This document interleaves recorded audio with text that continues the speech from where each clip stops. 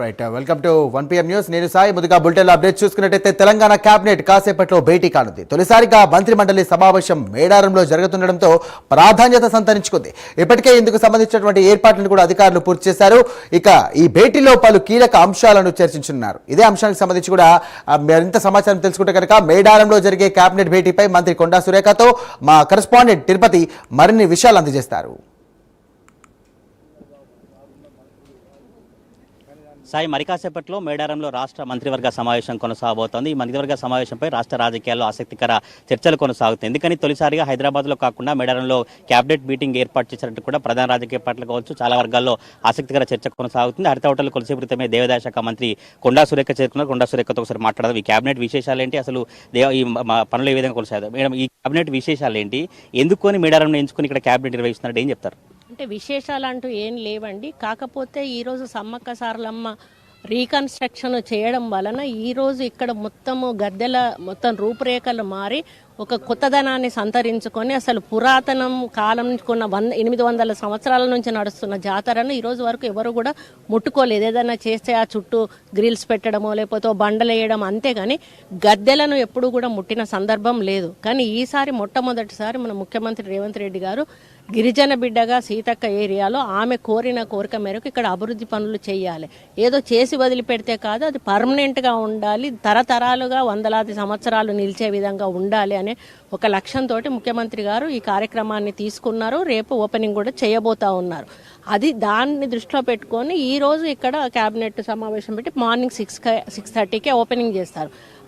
నాకు తెలిసి ఈ అమ్మవార్లే ఆయన మనసులో అట్లా ఈరోజు ఇక్కడ పెట్టాలి అనే ఆలోచన తెప్పించారేమో.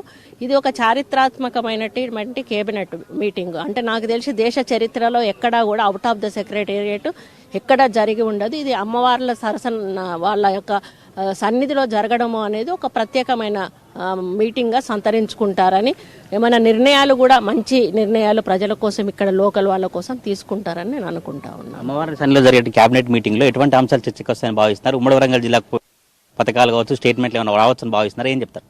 అంటే ఏం ఎజెండానో తెలియదండి, కానీ ఇక్కడ లోకల్ సమస్యల మీద అయితే చర్చిస్తారేమో అని నేను అనుకుంటున్నాను. జిల్లా సమస్యల మీద కానీ ఇక్కడ స్థానికంగా ఉన్నటువంటి సమస్యల మీద కానీ చర్చిస్తారేమో అని. ఏమన్నా ఉంటే మా ద్వారా మేము రిప్రజెంటేషన్ ఇస్తాము, వారు నిర్ణయాలు ప్రకటిస్తారని చెప్పి నేను అనుకుంటున్నా. నాకు ఖచ్చితంగా తెలియదు. ఎవరు చేయకుండా మొట్టమొదటిసారి సీఎం రేవంత్ రెడ్డి మేడంలో కేబినెట్ మీటింగ్ పెడతారు. ఎప్పుడు చూసినా హైదరాబాద్ కావచ్చు, ఉమ్మడి రాష్ట్రంలో అంతా హైదరాబాద్ సీఎం మీటింగ్ జరిగేదా, మెడల్ జరుగుతుంది, ఏం చెప్తారు? ఇది చారిత్రాత్మకమైన సంఘటనగా చెప్తా ఉన్నాను. నిజంగా ఇక్కడ గిరిజన బిడ్డలకు కూడా ఒక గౌరవాన్ని ఇచ్చినట్టు అవుతా ఉంది. గిరిజన బిడ్డలు మీ దగ్గరికి ముఖ్యమంత్రి వచ్చారు, కేబినెట్ మొత్తం వచ్చారు, ఈరోజు ఇక్కడ నిర్ణయాలు తీసుకుంటున్నారు అని అంటే వాళ్ళు కూడా నిజంగా హ్యాపీగా ఫీల్ అవుతారు. ఈ ప్రాంతానికి రావడం అనేది ఒక గొప్ప విశేషంగా మేము కూడా భావిస్తాము. ఎందుకంటే సమ్మక్క సారలమ్మలు అంటే మామూలు విషయం కాదు, చాలా పవర్ఫుల్ అమ్మవార్లు. కాబట్టి ఇక్కడ మా కార్యక్రమం నడవడం మేము గర్వంగా భావిస్తాము. మీరు దేవాదాయ శాఖ మంత్రిగా ఉన్నప్పుడు ఇక్కడ మేడారంలో అభివృద్ధి పనులు జరగడం కావచ్చు, సమ్మక్క సారలమ్మ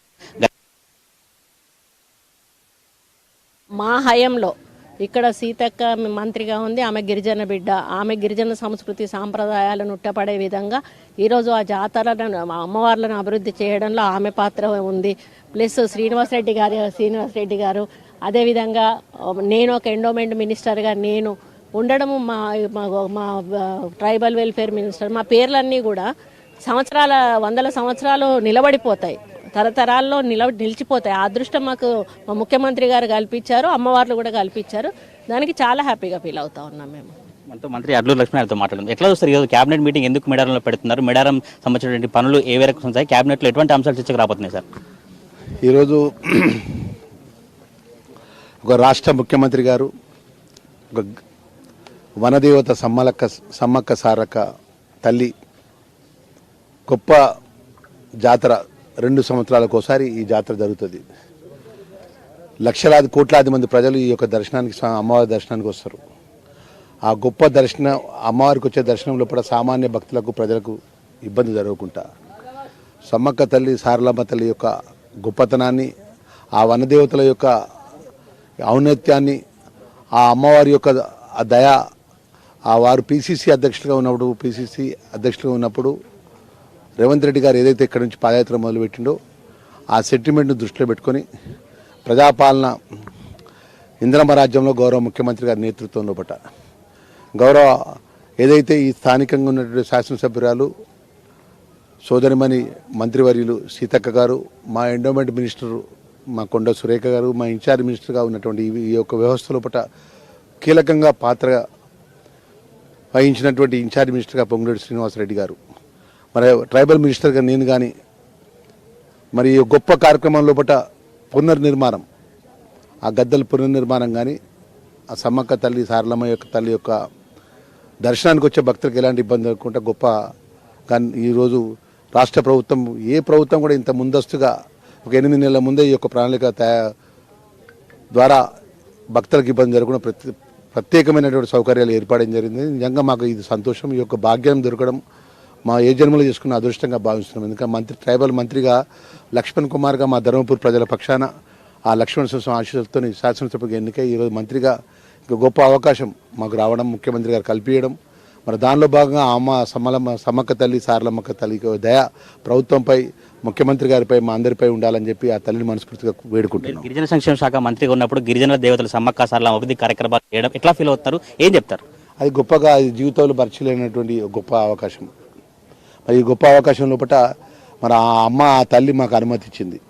లేకపోతే ఇంత గొప్ప అవకాశం నాలాంటి ఒక సామాన్యమైన కాంగ్రెస్ కార్యకర్తను నేను ఈరోజు 2 సంవత్సరాల క్రితం ఈరోజు ధర్మపురి ప్రజల యొక్క ఆశీస్సులతోని ఆ నరసింహస్వామి దయతో నేను శాసనసభ్యుడికి ఎన్నికైతే రాష్ట్ర ముఖ్యమంత్రి గారు క్యాబినెట్లో ట్రైబల్ మినిస్టర్గా నాకు అవకాశం ఇవ్వడం, వనదేవతల యొక్క గొప్ప కార్యక్రమాన్ని మా డిపార్ట్మెంట్ శాఖ ఆధ్వర్యంలో ఇంత గొప్పగా జరగడం, దాని సీతక్క లాంటి సోదరిమని స్థానిక శాసనసభ్యులుగా మంత్రిగా ఉండడం, మా ఎండోమెంట్ మినిస్టర్గా మా కొండ సురేఖ గారు ఉండడం, ఇన్ఛార్జ్ మినిస్టర్గా మా పొంగులేటి శ్రీనివాసరెడ్డి గారు పెద్దలు ఉండడం, మరి ముఖ్యమంత్రి గారి నేతృత్వంతో ఇంత గొప్ప కార్యక్రమాన్ని, మరి అదే పార్లమెంట్ సభ్యులుగా ఉన్న బలరాం నాయక్ గారు, మేమందరం సమన్వయంతో ఈ యొక్క కార్యక్రమం లోపల మరి ప్రత్యేకంగా పేరు ఉంచిన విధంగా ఈ కార్యక్రమం ముందుకు తీసుకెళ్తున్న విషయాన్ని మనవి చేస్తున్నాం. ఈరోజు జరిగేటువంటి క్యాబినెట్ నిర్పై అనేక ఆసక్తికర చర్చలు జరుగుతున్నాయి. ఏం చెప్తారు? క్యాబినెట్ ఎందుకని మెడల్లో నిర్వహిస్తున్నారు, ఏం చెప్తారు?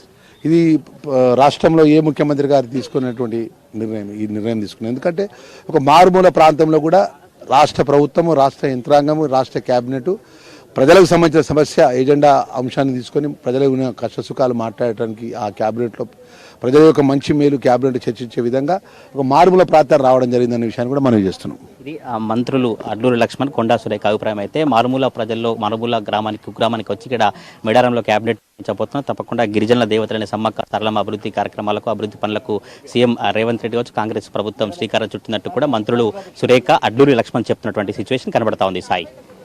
Right, thank you Tirupati.